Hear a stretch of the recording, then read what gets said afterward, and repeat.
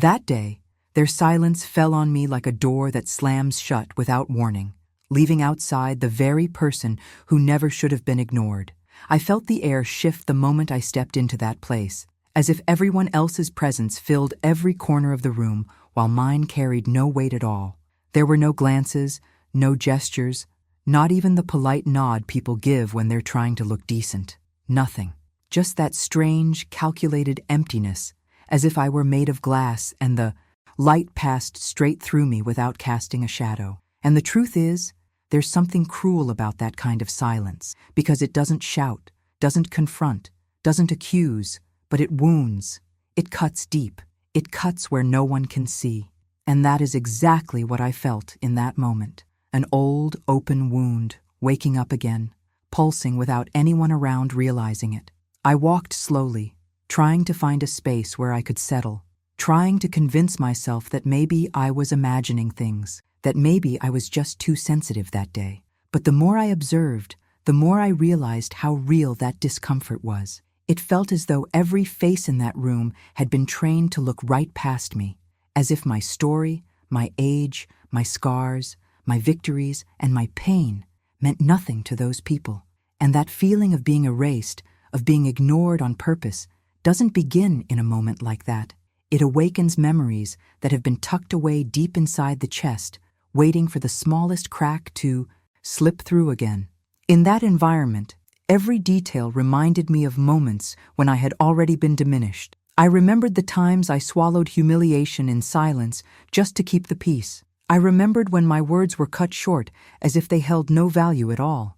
I remembered when my hands did so much for so many, and still it seemed no one ever noticed. I remembered when my love was used but never acknowledged, and in that instant, I understood that this wasn't just an isolated situation.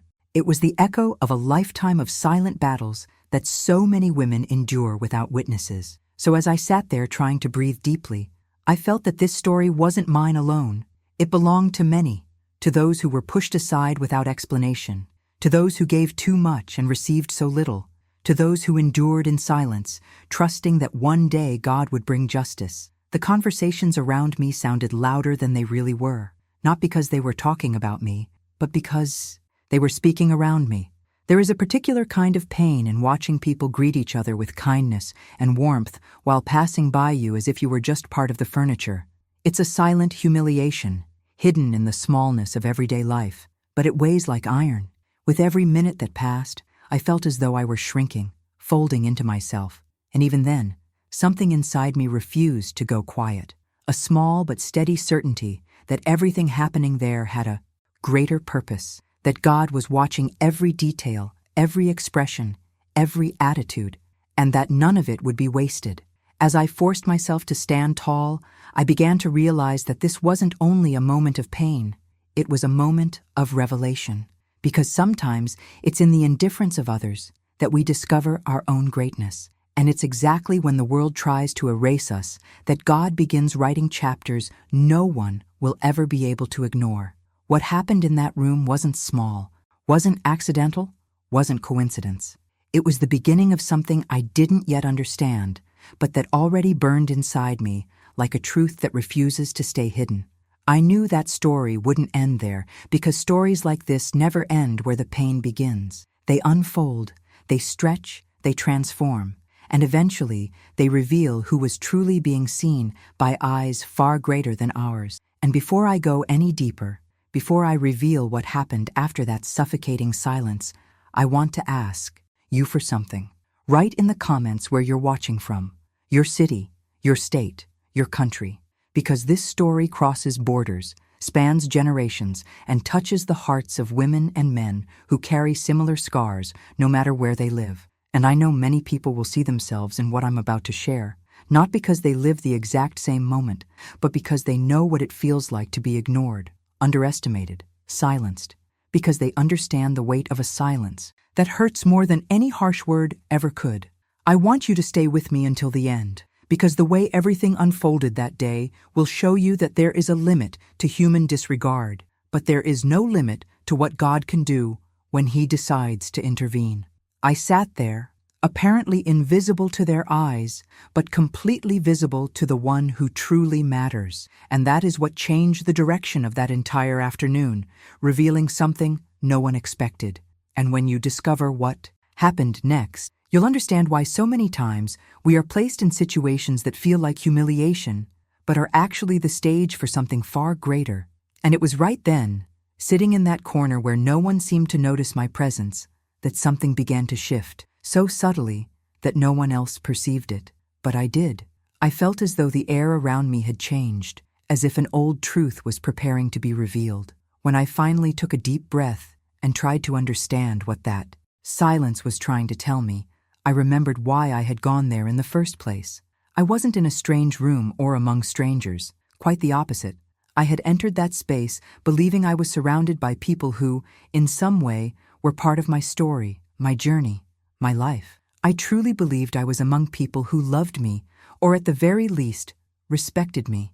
And perhaps that is why the sting of their coldness cut so deeply, so sharply, so unexpectedly. When you believe you're stepping into a place of comfort, any sign of rejection hits harder. And in that cruel contrast, the wound opened for real, showing me that what I was about to feel that day wouldn't be temporary discomfort, but something much greater, more symbolic, almost as if God Himself were showing me who was who in that room. I arrived with a peaceful heart, thinking it would be an ordinary afternoon. I got ready calmly, chose clothes that made me feel comfortable, and left home believing I'd be welcomed with at least a sincere smile. I imagined warm greetings, gentle conversations, good memories resurfacing. After all, many of those people had walked with me at different moments in life. Some grew up by my side, some I watched grow, some I helped when they needed it, and others came to me seeking guidance, comfort, or simply a listening ear. I've never been perfect, but I always tried to show up, to help where I could, to offer what God placed in my heart to give. And perhaps that's why, when I walked through that door, I expected at least one person to lift their head and truly see me. But that's not what happened. The coldness came before any word. It came in the form of eyes sliding past me like water on glass, unable to pause, unable to recognize, unable to show the slightest connection. And in that moment, as I tried to hide how out of place I felt, a painful memory pierced my chest. Every time I had poured love into places where there was only convenience. Every time I had shown up for people who never intended to show up for me. That simple arrival, which looked so harmless on the surface, revealed far more than their behavior. It revealed my own illusions, my own expectations about who would truly stand beside me when time passed and masks began to fall. I walked slowly through the room, taking in every detail, the smell of fresh coffee, the neatly lined chairs, the soft music, the overlapping conversations that filled the space. Everything looked normal from the outside, peaceful, even, but inside me, something was shouting. It was that feeling of realizing that you have history in a place where no one remembers you anymore. It's a bitter blend of disappointment and clarity, a silent revelation that arrives without warning. And I sensed clearly that the day was about to show me far more than I expected. As I searched for a place to sit, I noticed that some people did see me enter, but instead of warmth, they quickly turned their faces away, as if avoiding any connection. Others averted their eyes, and a few pressed their lips together in that unmistakable expression of someone hiding something. The atmosphere was strange, heavy, filled with an energy I couldn't explain. And still, I remained steady, holding on to my dignity, even though no one around me seemed willing to acknowledge it. This is a pain only those who have lived it can fully understand. It doesn't need shouting to injure, because it comes wrapped in silence, a silence that defines who we are to others, but reveals even more about who they are to us. I sat quietly in a corner, thinking that as more time passed, someone would come speak to me, ask how I was, include me in a conversation. But minute after minute passed, and the opposite happened.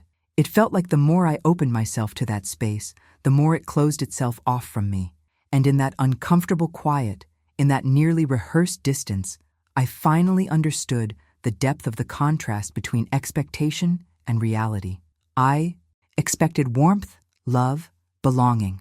What I received was coldness, indifference, emotional absence. And as that realization crystallized inside me, something shifted, like a veil being lifted from my eyes. I want those listening to me now to write a simple, powerful phrase in the comments, "I've felt that before." Because this story isn't mine alone.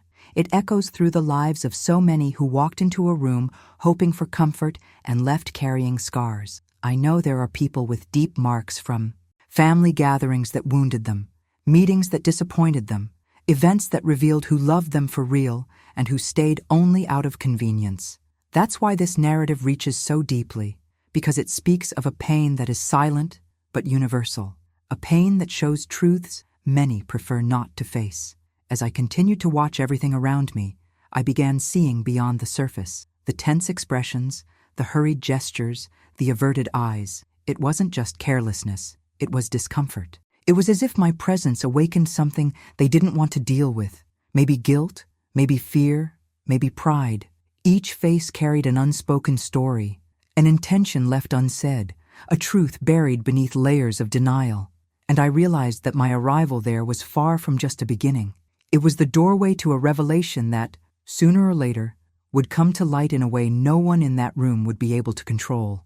And as I sat there, trying to balance my emotions, trying to understand what was being placed before my eyes, I felt that something even greater was being prepared. Nothing about that moment felt accidental. Not the silence, not the diverted glances, not the uncomfortable tension hanging in the air. It was as if everything were aligning itself to reveal a truth I would never have discovered if I had been greeted with warm smiles and open arms. Sometimes it's the coldness of people that lights the flame of revelation inside us. And that was exactly what I began to feel as I stayed there quietly, watching, noticing, understanding. Something was shifting, something was approaching, something that would completely change the way I saw that place and those people. And it was in that exact moment, while I tried to decipher what God was trying to show me through such a cold reception, that something began to take shape before my eyes, something I never could have predicted, but that would explain everything that came afterward.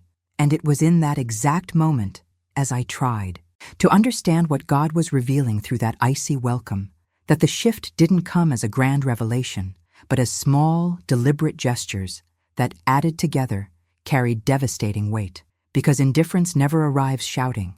It arrives quietly, but firmly, as if it knows exactly where to wound us. I noticed this the moment the first person walked past me without lifting their head. It wasn't a quick, distracted, everyday gesture.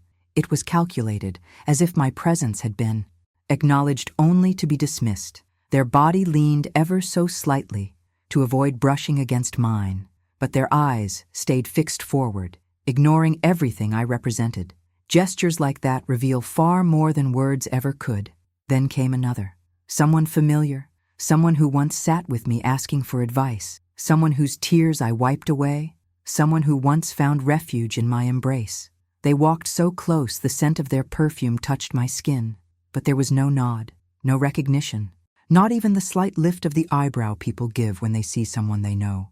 They simply kept walking, as if running from the possibility of remembering who I was. That pierced through me, because there is a very specific kind of pain in realizing that someone you cared for deeply no longer has the courage to face you. That's the moment your heart understands that some people value only what you give them, never who you are. As time passed, the indifference began taking shape. A small group gathered near me and began talking energetically. Now and then, one of them glanced in my direction, not to acknowledge me, but to whisper something into another's ear. I could see the movement of their lips, the glances that met and quickly drifted away, the subtle expressions loaded with judgment. There was nothing innocent about it. Every bit of it had intention. And the most painful part was knowing that none of them realized I was paying attention to every detail, that I felt every bit. Of rejection, they tried to hide behind rehearsed smiles. Indifference, when paired with whispering, is like a knife that enters slowly but reaches deep. I took a deep breath to keep my emotions from overwhelming me, but it was impossible not to feel the weight of that distance.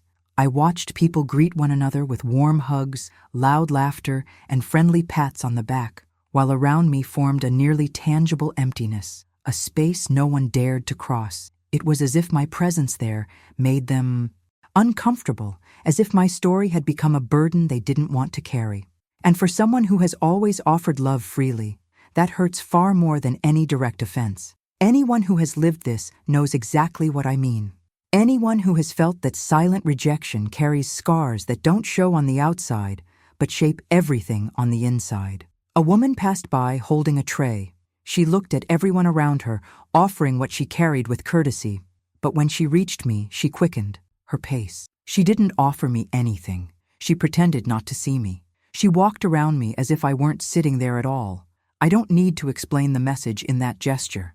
The tray was full, but her heart was empty. And that was the moment I understood something important. Some people don't treat us poorly because we did anything wrong. They treat us poorly because our silence exposes something in them they don't want to face. My presence in that room forced some of them to remember a truth they preferred to forget. As I continued observing, I noticed how often eyes met mine and quickly looked away. Too quickly, too deliberately. I could feel they were talking about me, not because I was important, but because my presence stirred memories they didn't want awakened. Maybe memories of the good they received from me, but never returned. Maybe memories of my strength when they expected me to break. Maybe memories of promises they made and never fulfilled. Indifference, when fueled by guilt, shows itself in the eyes long before it shows itself in actions. And on that day, their eyes did not lie. I want those watching to write in the comments, "I've lived this, and I wouldn't wish it on anyone." This simple phrase connects people who know what it means to be treated as invisible in spaces where they should have been celebrated. And it's not a complaint, it's a declaration of strength, because only those who have walked through that kind of pain know how much maturity it takes to remain standing when the world tries to erase you. At one point, a young man walked by so close that he bumped lightly into the leg of my chair. He turned his head quickly, as if something about me irritated him. I smiled faintly, not because it amused me, but because reactions like that say more about who he is than who I am. When your presence bothers someone who has no reason to be bothered, you can be certain that the light you carry exposes shadows they try to hide, and that creates discomfort. Their indifference had nothing to do with me. It had everything to do with their conscience. I watched every gesture as if reading pages of an old book, and the more I read, the clearer it became. I wasn't among people who loved me. I was among people who had never truly seen me, not even when I stood right beside them. People who believed I should stay in the place they assigned to me, small, quiet, discreet. And when I showed up whole, steady, present, it unsettled them. Because people who don't expect to see you strong always get uncomfortable when you arrive with your head held high. And the saddest part is that even in the face of that coldness, I didn't lose my ability to feel. I didn't turn to stone.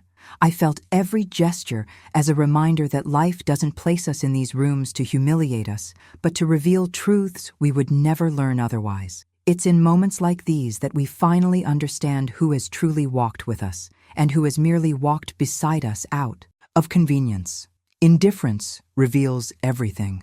And that afternoon, it revealed far more than I wished to see, but exactly what I needed to understand. While I remained there pretending that none of it affected me, something strange struck me. Even without looking at me, they knew I was there. The presence they tried to ignore was the same presence that made them uneasy. Their indifference was the greatest acknowledgement they could have given me because it proved that my existence carried far more weight than they wanted to admit. And slowly, the energy in the room began to shift. A subtle, almost imperceptible tension took shape, and I knew, in that moment, that something was coming. Something that would explain their discomfort. Something that would reveal the truth hidden beneath their rehearsed smiles and calculated gestures. And it was exactly at that point, when the indifference reached its peak and the silence felt ready to overflow, that something began to move at the back of the room, something that seemed small but would completely change the direction of that day and reveal why I needed to be there, witnessing every detail with my own eyes. When that movement began, a chill ran through me, not because I knew what was coming, but because that moment awakened something inside me I had tried to quiet for years. It was as if the indifference I had just endured stirred memories I believed I had already healed from.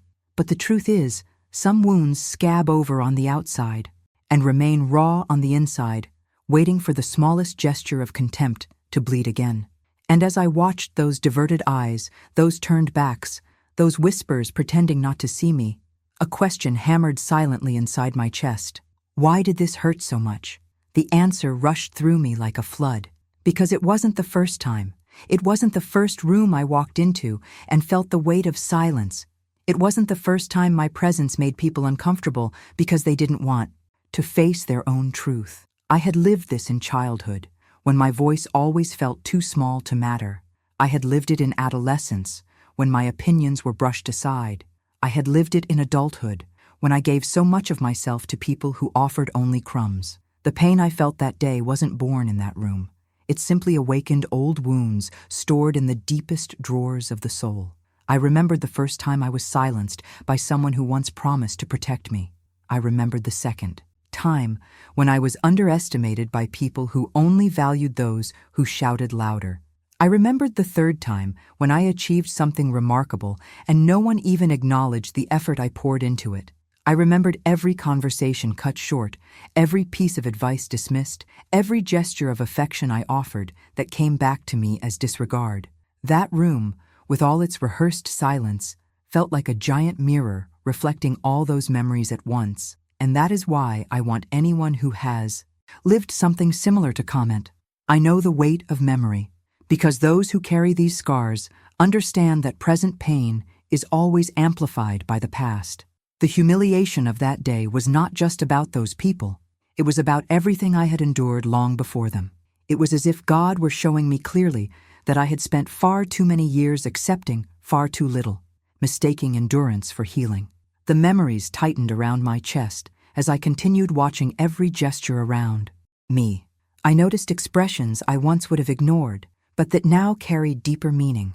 The way they avoided eye contact, the way they greeted each other warmly, yet stepped aside when I approached. The way someone pretended to look for something on the floor just to avoid meeting my eyes.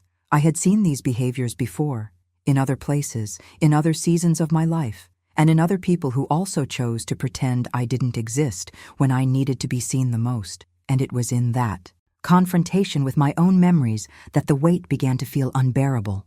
My throat burned, not from tears, but from the effort it took not to let them fall. Every second in that room felt like a cruel replay of the past, as if life were testing me again, pushing me to the very edge of my strength. And that's when the breaking point began to form. It never appears suddenly. It starts as a small discomfort, turns into a tightening ache, and grows until it becomes almost impossible to bear. I felt my hands tremble slightly as I pressed them against the chair to stand. It wasn't just humiliation. It was emotional exhaustion. The desire to leave was so strong it felt like a knot tightening around my chest. I pictured the door outside, imagined the fresh air surrounding me, imagined the relief of walking away from that heavy environment. For a moment, I nearly convinced myself that leaving was the wisest choice. After all, who would notice my absence? Who would miss me? Who would care if I slipped out without saying a single word? But at the exact moment, I almost stood up. A greater force held me still, not physically, but spiritually, as if an invisible hand rested on my shoulder and whispered, "Stay." And that stay had nothing to do with pride or stubbornness or fear. It had everything to do with purpose, with revelation, with dignity.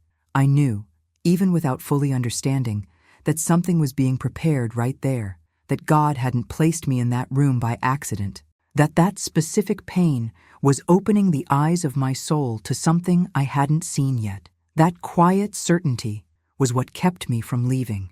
I let my hands fall back into my lap, even though it felt like the weight of the entire room rested on my shoulders. It was as if I were being watched, but not by the people around me. It felt as though time itself were slowing down, preparing to reveal something I needed to witness. I inhaled deeply, trying to gather my strength, and looked around again, with more intention. The indifference was still there, strong, pulsing, almost tangible, but suddenly it didn't feel as threatening, because now I knew that moment had a role in my journey.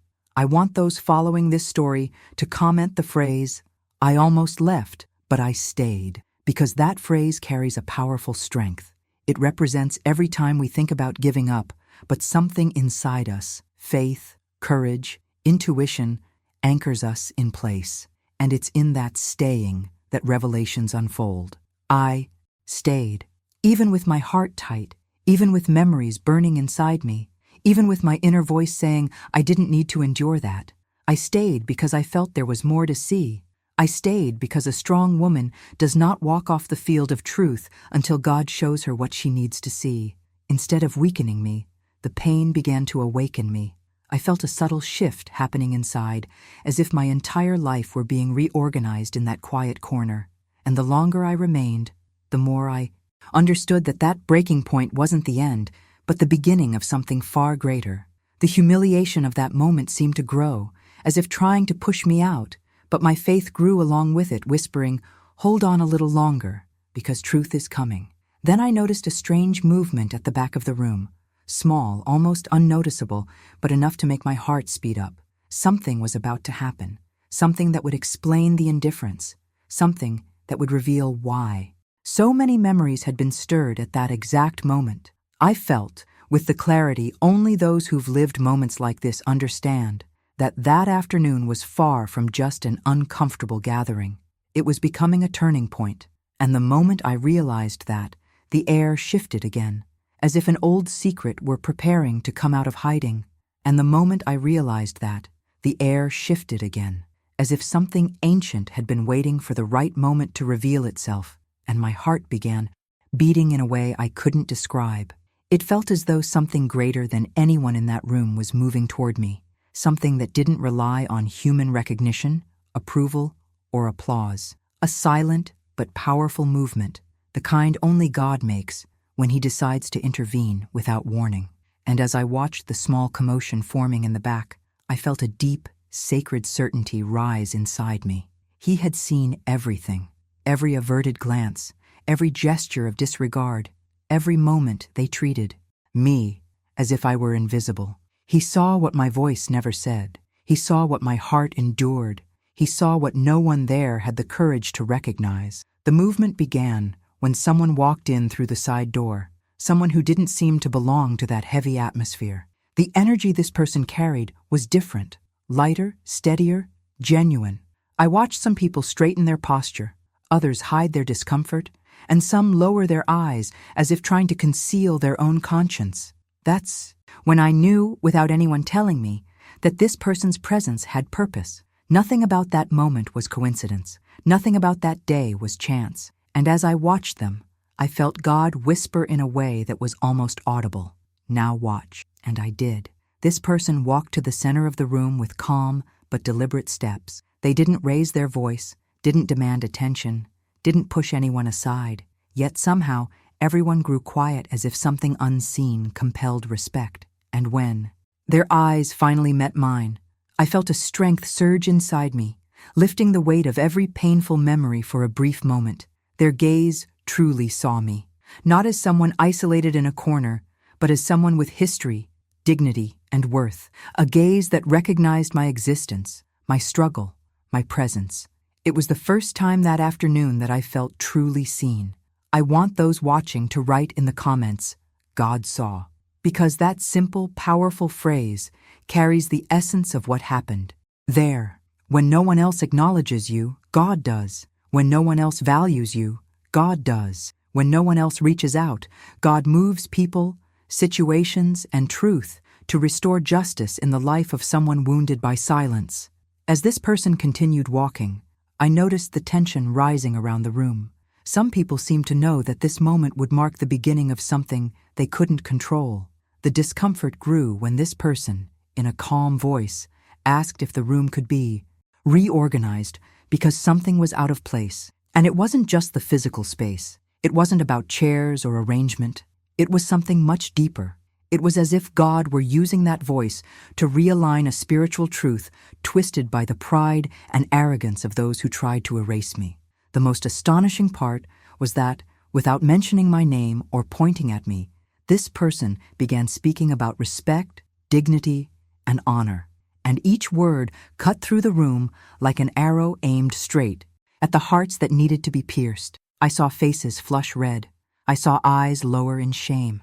I saw hands fidget, trying to hide guilt that could no longer stay hidden. And in that instant, I felt, deeply, that God was doing what I never had the courage to do myself: reveal the truth. The silence that had suffocated me earlier now lay over them like a weight. But this silence was different, full of awareness, revelation, exposure. Those who ignored my presence now seemed to fight against seeing their own reflection. Because when God uncovers what has been hidden, there is no argument strong enough, no excuse convincing enough, no mask thick enough to survive. Divine justice doesn't need noise. It doesn't need confrontation. It arrives at the exact moment the weary soul is ready to walk away. And that is what happened there. The moment I almost left, God stepped in. While everything was unfolding, a woman on the far side of the room looked at me in a way she had never looked before. It wasn't disdain this time. It was shock. It was the kind of expression that says, "I tried to ignore you, but now I can't pretend anymore." I saw the truth reflected in her face, and that truth was painful for her, not for me. That is how God works. He doesn't humiliate the one who was humiliated. He exposes the ones who caused harm.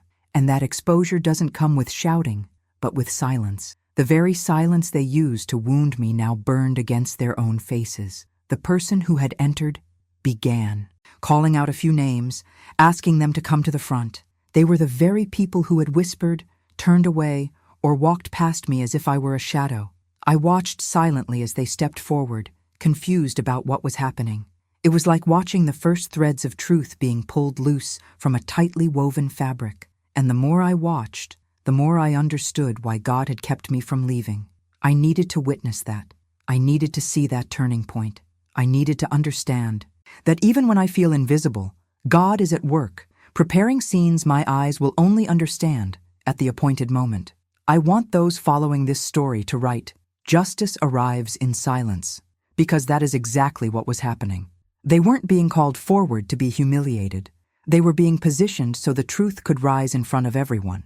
A truth they had tried to bury because they knew that once revealed, it would show who truly held value in that room and who merely occupied space.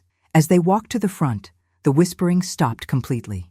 The entire room seemed to hold its breath. The air grew dense, heavy, filled with something no human words could describe.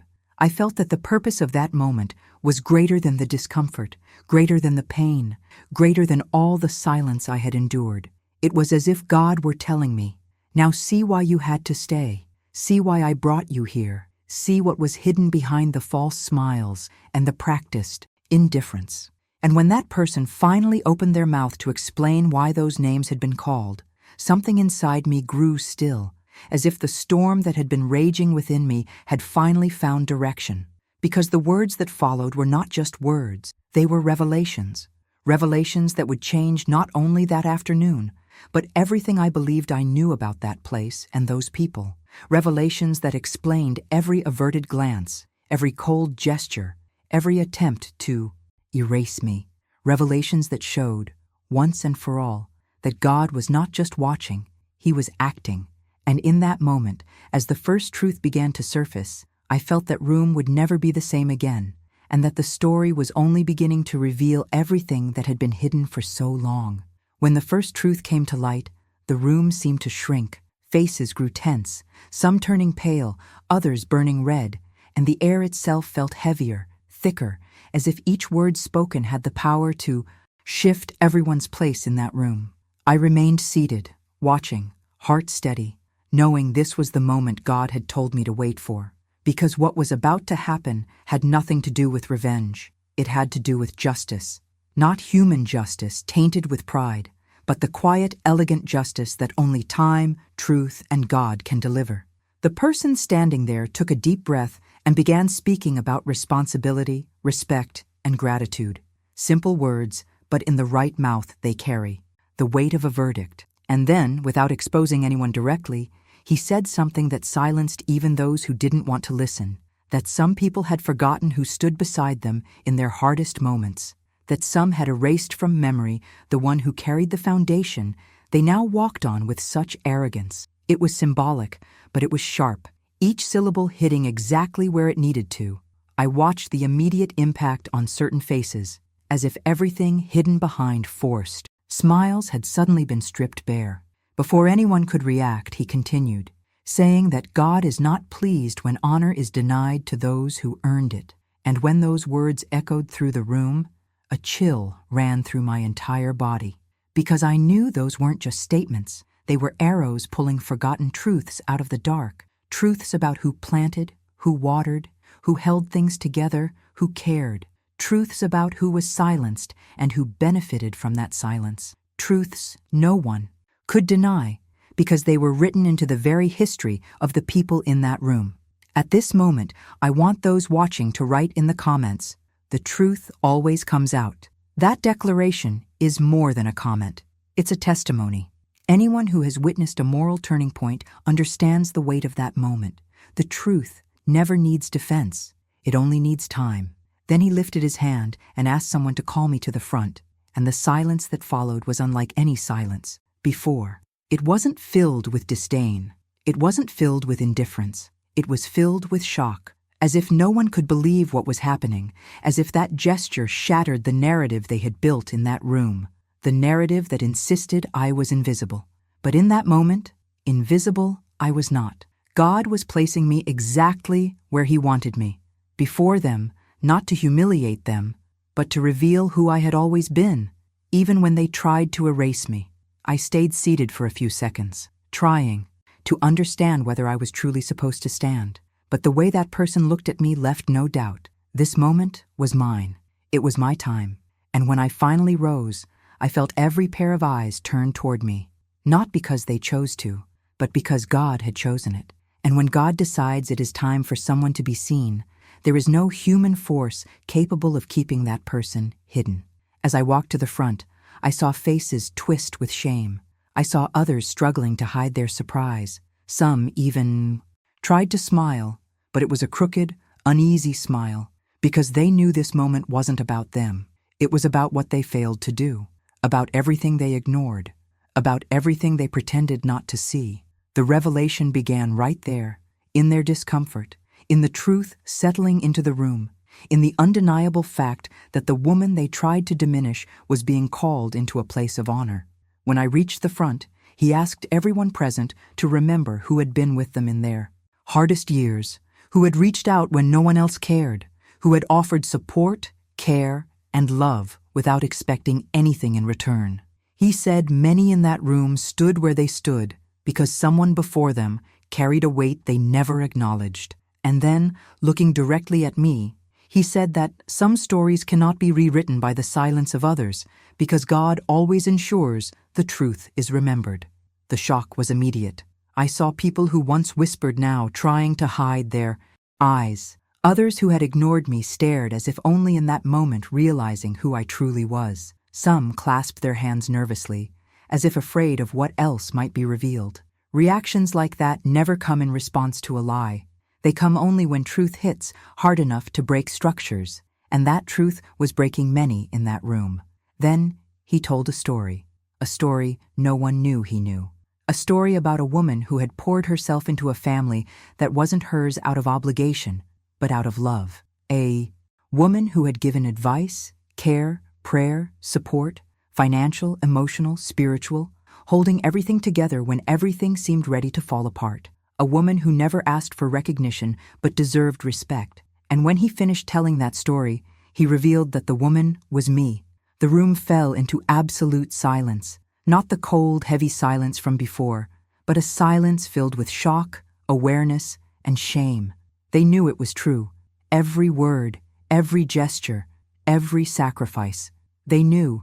They had erased me, not because I lacked value, but because it was more convenient to let memory fade than to admit they stood where they stood, because I, at one point, stood for them. I want those following to comment, "I deserve to be remembered." Because that phrase echoes the truth so many women carry in their hearts. Many of us uphold homes, people, entire histories, and still get treated like shadows. But truth always finds a way to rise. When he finished speaking, something unexpected happened. One of the people who had ignored me the most stood up. Her face was red, her eyes watery, her entire posture revealing someone forced to face their own conscience. She tried to speak, but her voice trembled, tried to compose herself, but her body shook. It wasn't rehearsed remorse, it was genuine repentance, the kind that appears only when a person finally sees themselves truthfully. She said she didn't know everything I had done, that she never imagined the story was so deep, that if she had known, she would have treated me differently. But everyone in that room knew otherwise. She knew, I knew, God knew. It wasn't ignorance, it was ingratitude. It was lack of courage, lack of humility. Even so, when she apologized, I knew the moment wasn't about her. It was about God showing that everything hidden eventually comes to light. And that day, the light was shining on every corner of that room. And as I stood there listening, I felt inside me that the revelation wasn't finished, that something greater was still unfolding, something that would explain entirely the restlessness that lingered in the air from the moment I arrived. And as I stood there listening, I felt inside me that the revelation wasn't finished, that something greater was still unfolding, something that would explain entirely the restlessness that had hovered in the air since the moment I walked in. And that was the moment I realized the whole atmosphere had begun shifting before my eyes. It was as if the weight they had carried for so long had finally settled, not on me anymore, but on them, on those who had chosen indifference, silence, and pride. And that was when the spiritual reward began, not with applause, not with grand speeches, but with the unmistakable presence of God restoring the honor they had tried to take from me. I felt a lightness move through my chest, as if He were gathering every wound I had carried for years and returning something far greater than anything I could have gained on my own.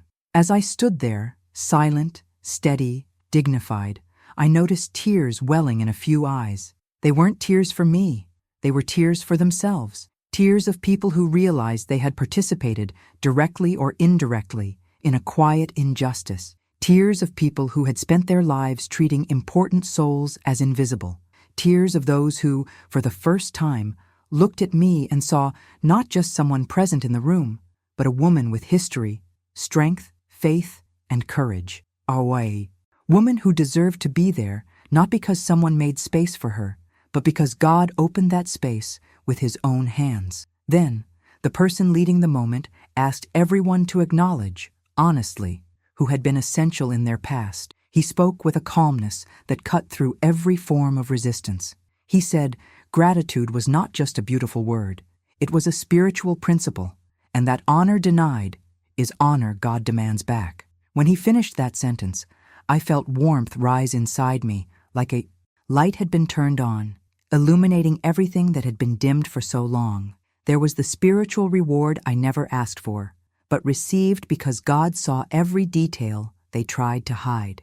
At this moment, I want those watching to comment, "The Lord will honor me too." This phrase is a declaration of faith, a seed of hope for everyone who has carried pain, injustice, and disregard. It speaks to the heart.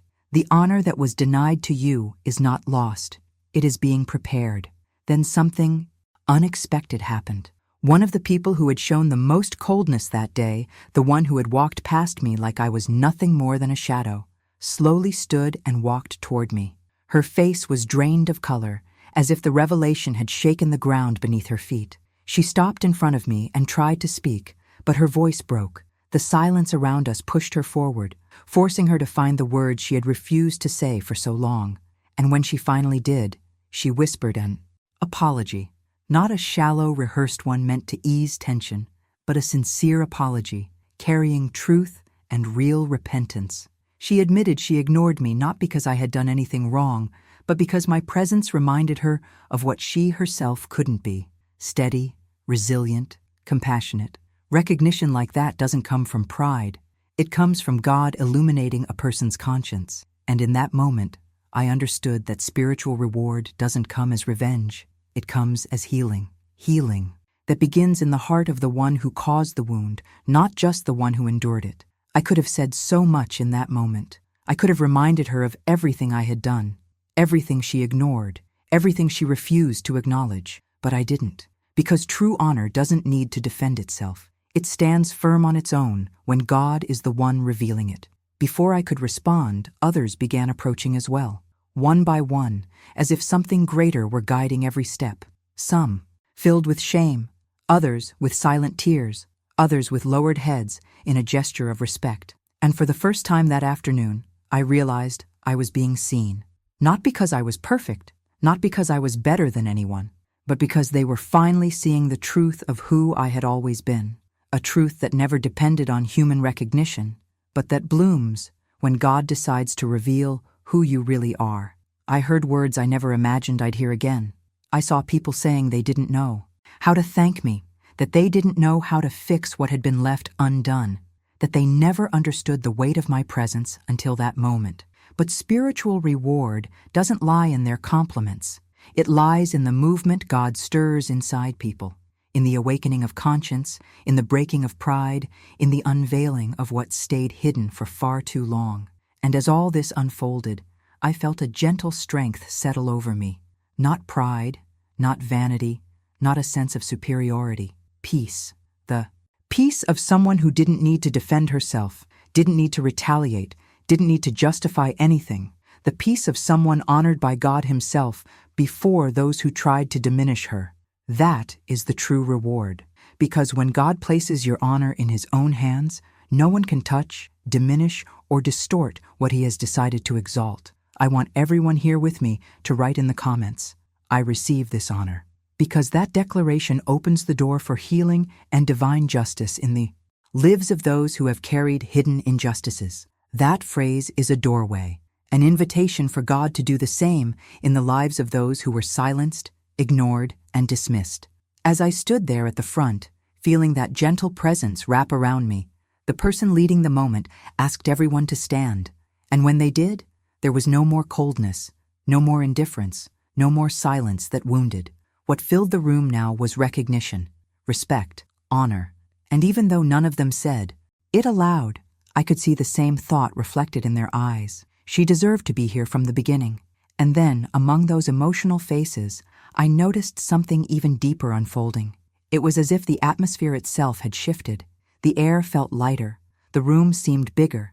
The energy completely transformed. Because when God honors someone, it's not just the person who changes. Everything around them changes too. Masks fall.